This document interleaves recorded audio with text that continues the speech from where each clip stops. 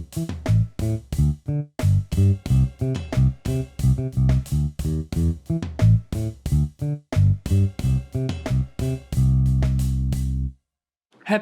Independence Day, everyone. Selamat Hari Merdeka. Today is our Independence Day as of recording today.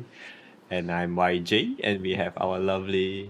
I'm Shuing. And I'm June. For those of you who don't know, and also for June, do you know that today is our Independence Day? Yeah, I might be in Singapore, but I'm still very Malaysian at heart. All right. So for today, we're gonna talk about this movie called No Country for Old Men. Oof, this is one of the classic movies. It's on my list for a long time. In a 2007 movie, directed by the Coen brothers. If you know, you know. It's quite a famous duo director. What do you guys think about this movie first? June? Okay, I know it's a classic and it's amazing. Everyone is talking great about it. But I feel very uncomfortable watching this movie. Oh, Okay. Why? What make you uncomfortable? Yeah, what makes you uncomfortable? So I just don't like the suspense, and it feels like there's something's gonna happen at any time, which I feel like actually trailer is really not my thing. I don't like the surprise, and you know when the bad guy is trying to shoot someone with his gas cylinder, I guess it's always okay something's gonna happen, but oh no it's not gonna happen. Okay. It's so yeah, I just didn't like that feeling. So for me, I think trailer, especially this one, there's so much suspense, right? Oh my god, it's crazy. And also the accent is like quite thick, the American accent. It's very hard to really catch the exact dialogue. Yeah, I mean the movie really did very well in terms of scaring people. Not scaring people, but create that very heavy sense of suspense. But yeah, I just don't feel comfortable watching it. I see. Yeah. So I don't think I'm right. It's right for me to give a rating, but I mean, you guys can go ahead. It's interesting because for me, I watched this with so much excitement. Oh my god. I don't feel any. Not to say I don't feel any suspense. I get to feel the suspense, but it's not the scary kind. It's a very like I said, very excited. It's a very nice kind of suspense or thriller as a thriller. Yeah. It's always keep me at the edge of my seat basically. Because you don't know what's next. I think the movie is really, I think in terms of creating this kind of like suspense and tense, I think this movie is, I think, one of the best, man. Seriously, you really don't know what's next, and difficult to anticipate or you roughly know, but then you still don't know. It still make you very tense, and very nervous. I get that. I feel anxious. Exactly, like I feel anxious. And not nervous. I feel anxious. Oh shit! Am I going to scare myself soon? And stuff like that. I think it's also because I watch it after work, like after a long day of work, and then I watch it. So maybe it's a bit, my mind is very tired, right? So I just feel like, oh, now I still need to watch this, and then create that tension. So maybe I think be going into the right mode to watch this is important. Yeah, I agree. I also, this movie been in my list for quite a while then, but I roughly know. But I do like Coen Brothers works one, but his movie is famous of surprise and like something you quite difficult to anticipate. But not all are tense. Some is black humor or what. This one is really tense, man. Then but I feel that luckily I watch it in the right mood. I feel this movie need to go in when you are more, and this is a movie you cannot watch while you're doing other stuff. You cannot play your phone or what, because you miss certain things. Then it's like after that you may not really catch it, because they make you very subtle, a lot of things. actually it's not only just the scene. The dialogue is so interesting. Yeah. It's so if you June is if you really read. I mean, if you're able to read the subtitle, Yeah. those Oh, shit. dialogue is so amazing. I tell you. Because this movie for me is difficult to understand if non-English native people. I think it needs subtitle, man. It's not even English native. It's the yeah. it's the accent. accent. It's an Yeah, accent, yeah. yes. I see in a YouTube comment there is one like I think it's American say that this is a movie that I need to watch with subtitle actually. It's not a movie that easy to catch without subtitle. But the dialogue is fantastic. I really think the dialogue is fantastic. And I think the movie making is admirable. It is really very like I think from script I have to put it up. I have to bring it up that from script writing, I think this is one of the very good, very best example to show that actually script doesn't need to tell you everything. This is a script that doesn't give you a 4. But give you 2 plus 2. You need to deduce yourself quite a lot of scenes. You need to deduce yourself. Then you understand that. So it make you very immersive. You really like follow the character. You know, it happens because of previously that. Then it lead to the understanding. You participate in the movie. I feel that. But a lot of credit should actually go to the novel, right? It's actually adapted Based from on the the novel. I novel.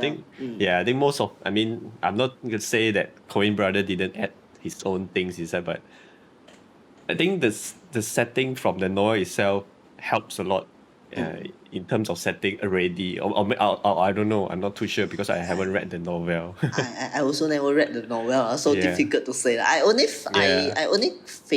I cannot say familiar also. I watched a few of Coen brothers movie. It does have their style. It does Western, like neo Western, that kind. They like Western, and they like and their movie always have surprise that I didn't anticipate that.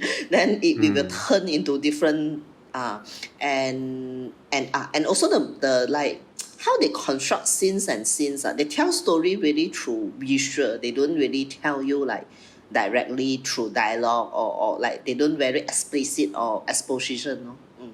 Yeah, it's like because I think this movie the whole field that like you said the mindset to go into the movie is different, right? But the movie itself when it starts it gives me a very classic feeling, which makes me I know that I'm actually watching a movie. It's not really something that I'm immersed in and I get scared. That's why I think those scene, some movie those suspense makes you scared or it's a scary suspense, right? But this one doesn't really give me that feeling.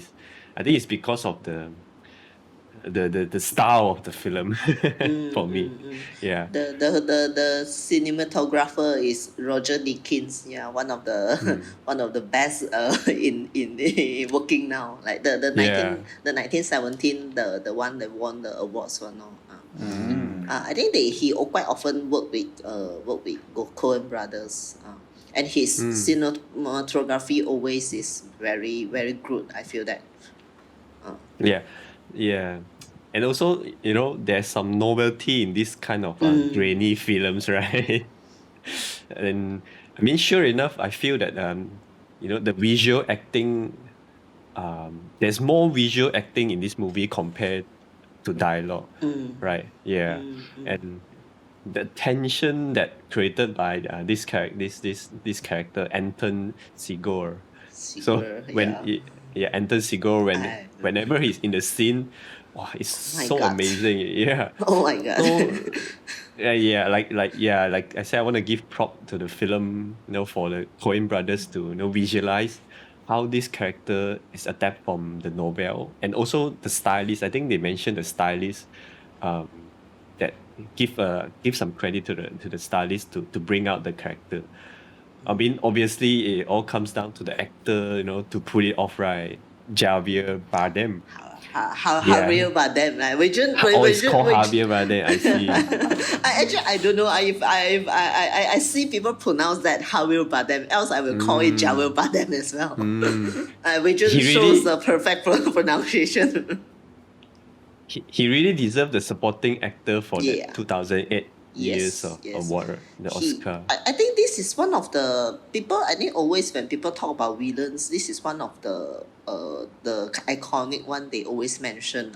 He is indeed like I think he eat I think he eat up the screen, man. Like whenever he shows up, the tension is just there. You don't know what's next. Like sometimes spoiler warning. Basically this movie is we discuss it with spoiler.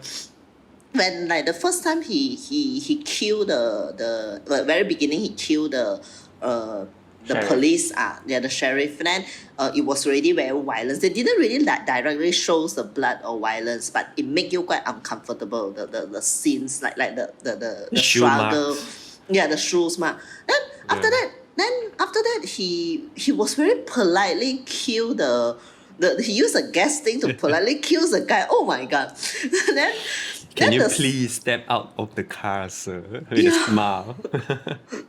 and but the scene that I think the best is the scene that when he was in the like a mini mart like that, he was talking to the boss. Yes. You That's keep my on- favorite scene. Yes. That's my favorite. Then I was like, oh my god, you know, like we all know that the boss did escape, but he doesn't know what he managed to escape out, man. I think he kind of able to feel it also at some point. Yeah. Yeah. So yeah, the dialogue is like, what business it is of yours where I'm from, friendo. And then I didn't mean nothing by it. So I didn't mean nothing by it. I was just passing the time. And then they said, I guess that passes for manners in your Oh my cracker God. wheel of things. Oh. Oh my god! If you got chance, you can watch Fargo. That's the first one I watched from Coen Brothers. The dialogue also full of accent. I think also need to watch it with subtitle. But the dialogue is very unique. It's not like typical American film that kind of dialogue. I feel that. Actually, because I myself, I've been in this kind of how to say, outback or very secluded places, so I can actually feel the owner. If this thing happened to me, I will actually just piss on my pants. It's Because the place is there's nothing around you. If you So meet deserted. someone who's show a bit of uncomfortable with you, there's nothing you can do. Yeah. It's like actually throughout actually Howard Bardem is really good. Actually everyone is good lah, but he really steal the scene lah. Then but the movie, it really actually I went in already know that because it's a very classic. I already know that I heard that this is a movie that you can't anticipate, you can't really guess the ending one. So I already went in with expectation that it should be got twist or what. But still, when the ending, like consider ending lah, when the parts that when our main protagonist, Josh Brolin character, he died off screen some more. Then I still caught. It is like catching me off guard. Then I was like, I still don't expect that. I was like, the movie come some sort like the third act, the final part. It changed protagonist, It changed the protagonist from Josh Brolin to Tommy Lee Jones. This is the first time I see people write a story like that. It's quite, I can't recall other kind lah.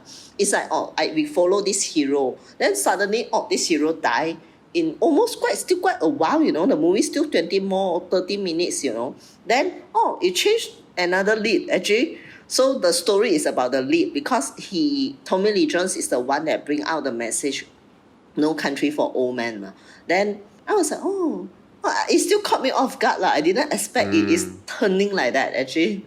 Yeah, because throughout the movie, this Llewellyn Llewellyn, Llewellyn Moss. Moss. Yeah, it's portrayed to be smart and calculative. Instead of following the dog, he tracks towards where the dog is from. And then then the way he hide the money in the motel. But you know what? They always die by the hand of woman and alcohol. I was I said, oh, okay, I really expecting something, something like a twist or what, but I still don't expect like that. Actually, it's a very daring storytelling, lah. Actually, it's not easy to pull this off, man. You imagine suddenly, you change your lead like that suddenly. Yeah, because Tony Lee just all this while you feel that he is a side character more than like part of the journey, actually. Then I was like, oh, okay. Actually, the story actually is telling from his perspective.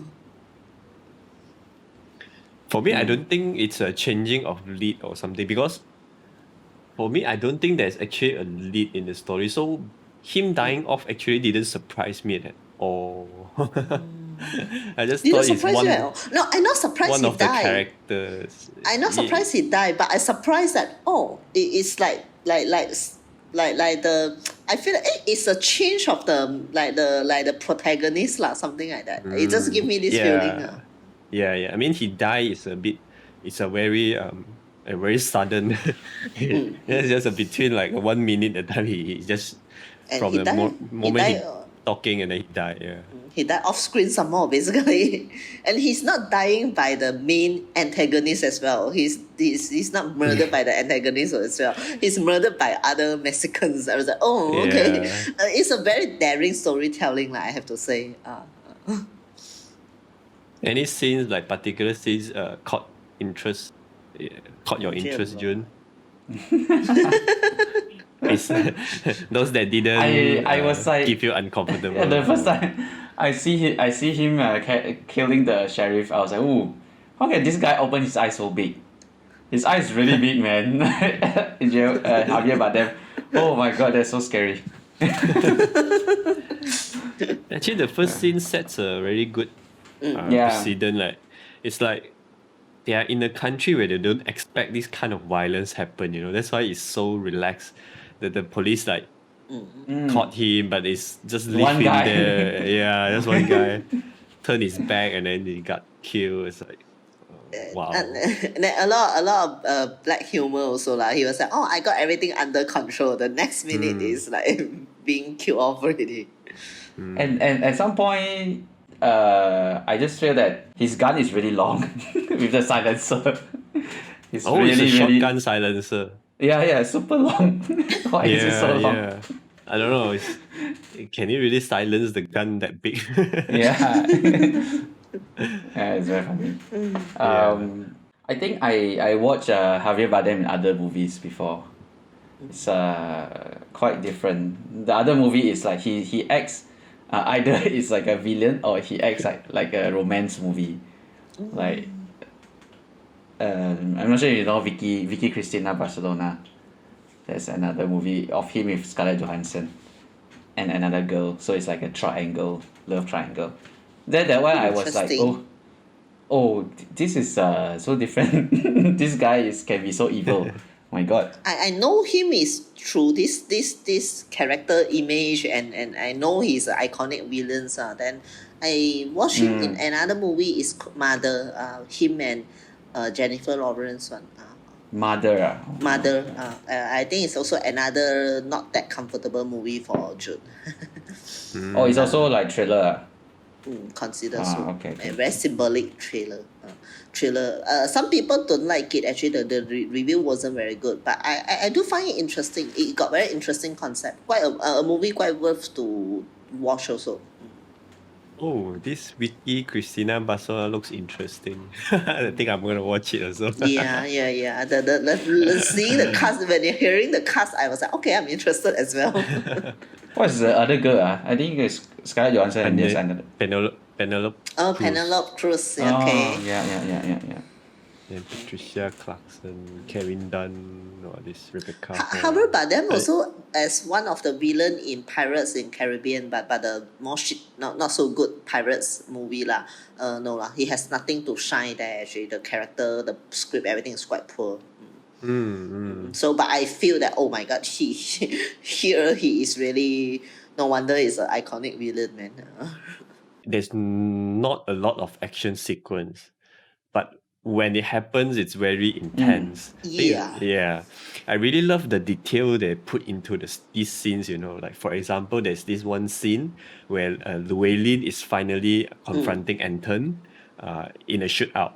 So the part where Llewellyn is hiding behind the car, waiting for Anton to show up after the car crash, that part, right? So he get up and shoot Anton, right? He does, and then after that, Anton duck back into the car, and then he slowly walks towards the Anton. But before he reached there, he actually squat down and then fire another shot under the car.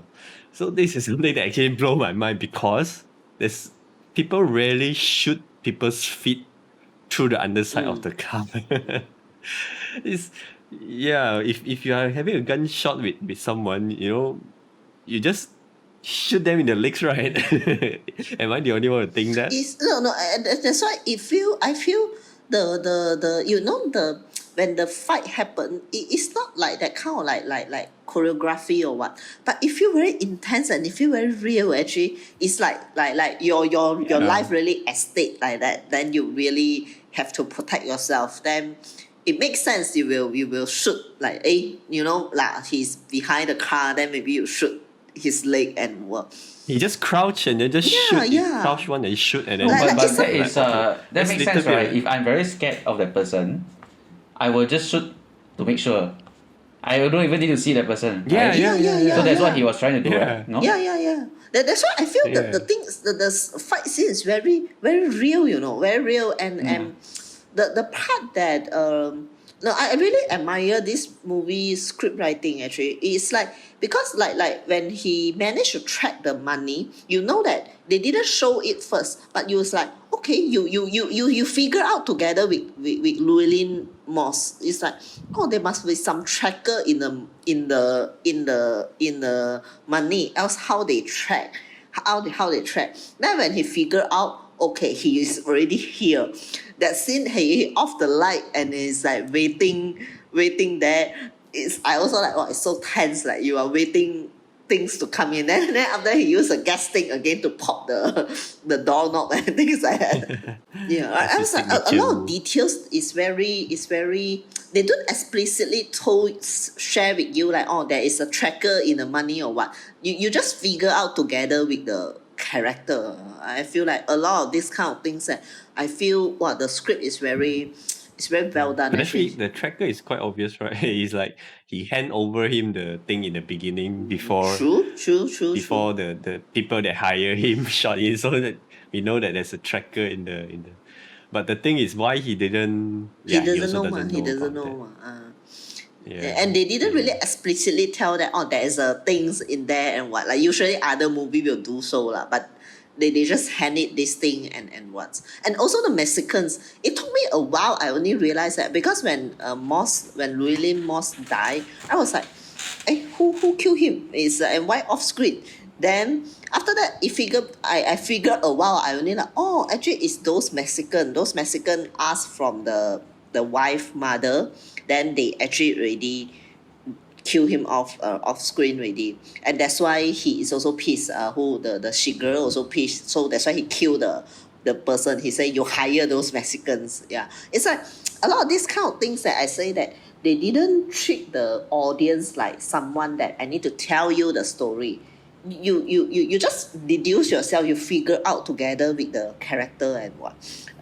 This is not easy to write until like that. It feels very real. Actually, real life is like that. In real life, no narrator tell you everything. Actually, so it feels very real. I feel the script is very. I very admire on this part. Yeah. I don't know. Do you like this character like Anton Seeger? He's like the definition of evil. He's like he just shoot the bird when it's driving past. Right. It's like, what the hell?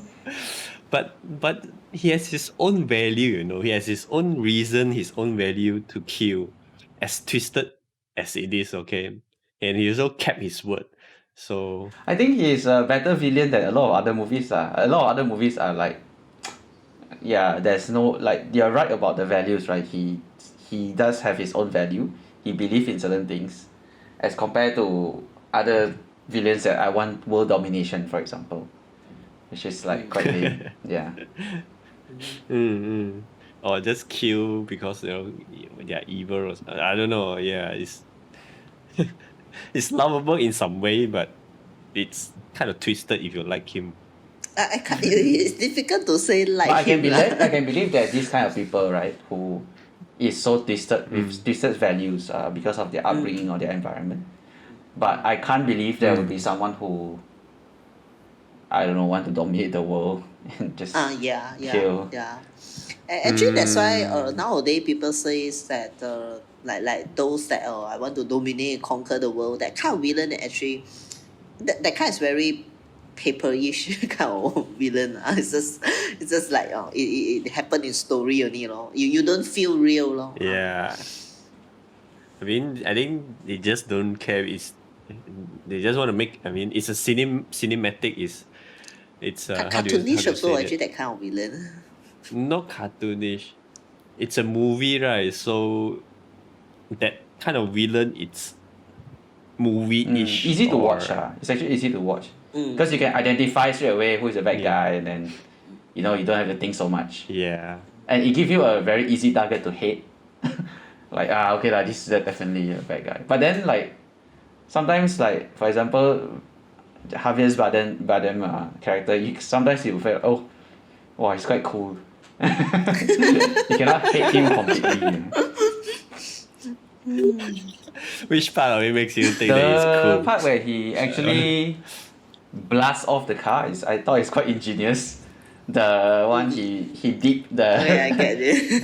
the thing, and then he fire the car, and he to create get the distraction, right? Yeah, so he get the message. No, and that's the part that I find very interesting, because Llewellyn was also hurt, but he didn't really like wrap himself or give himself medicine, or he didn't really clean himself. But the villain is the one that take cleanliness and hygiene and the wound very seriously.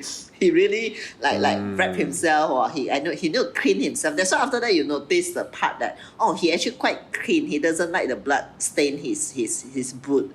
Yeah. But there's also the last part that that he killed his wife. He does kills most wife because he look at his boot. That's detail also very good. He doesn't didn't need to show, but they already tell you through the scene why he check his boot, because he don't want the blood. Scene, to the visual, This movie is full of this kind of, I feel, very very genius details, man.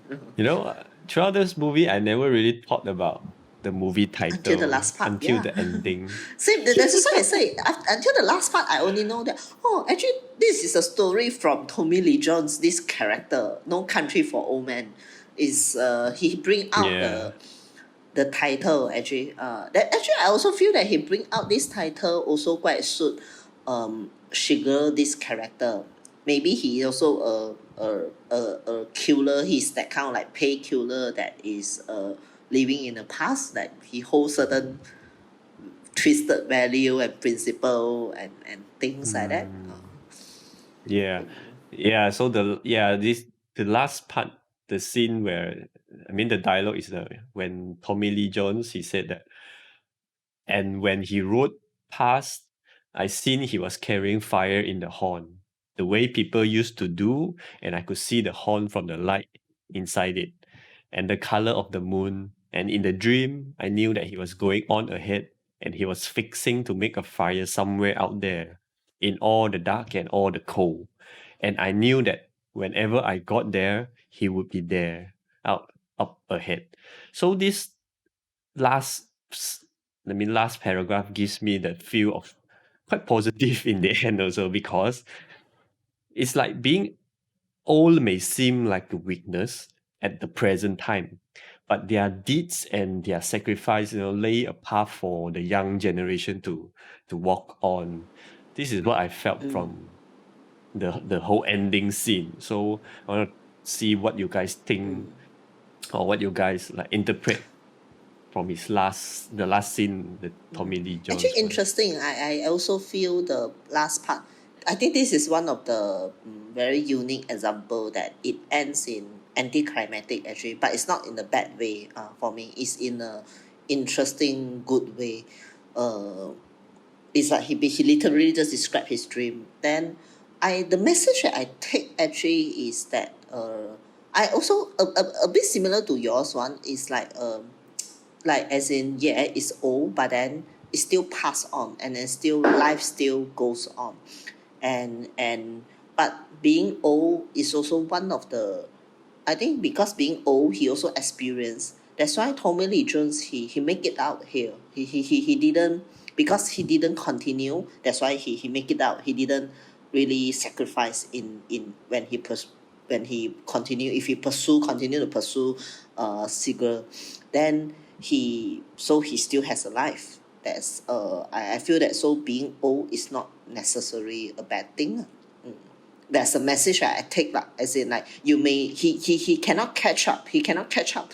It's true. He cannot catch up through this character, this Seagull character that maybe is a bit like he never encountered before, but it also protect him in a way, so he can tell the story. So what is your thought on that, June? I think he just make peace, of peace, himself, with himself, which is you get to do this when I guess you're older and you're experienced. So that's what I thought. Okay. I am quite interested to talk about that, like the like who Llewellyn also encountered in the accident, and he also need to pay the money to get the get the shirts. Then it also caught me off guard that when Shigeru come out, he encountered the accident, but he didn't die. But again, but the kid was the one that being so nice and being so kind that to volunteer. I will give you my shirt and things like that. It's it just give me it's just give me like life is really unpredictable. You really don't know what's next. But he still make it out there. He still didn't cause. Actually, the scene, is very ominous, I would say. It's like, I knew something was going to happen. By the way, when the traffic light is shown, it's like, okay, he's going to have an accident or some sort, probably.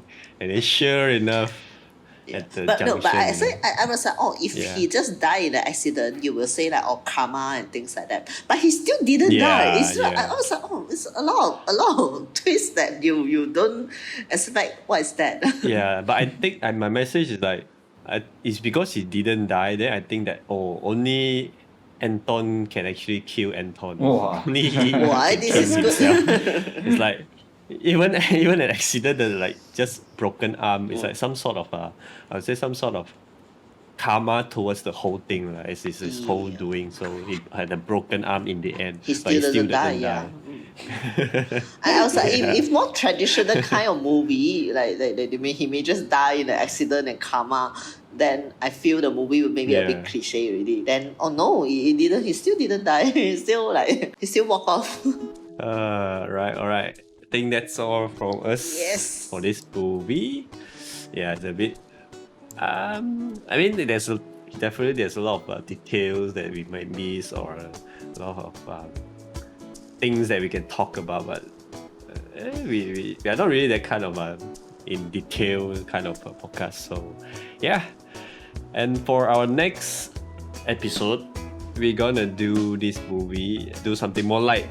It's a romantic comedy called Always Be My Maybe. It's a act by Randall Park and Ali Wong. Yep. So that's all from us. Join us next time. Bye. Bye. See you.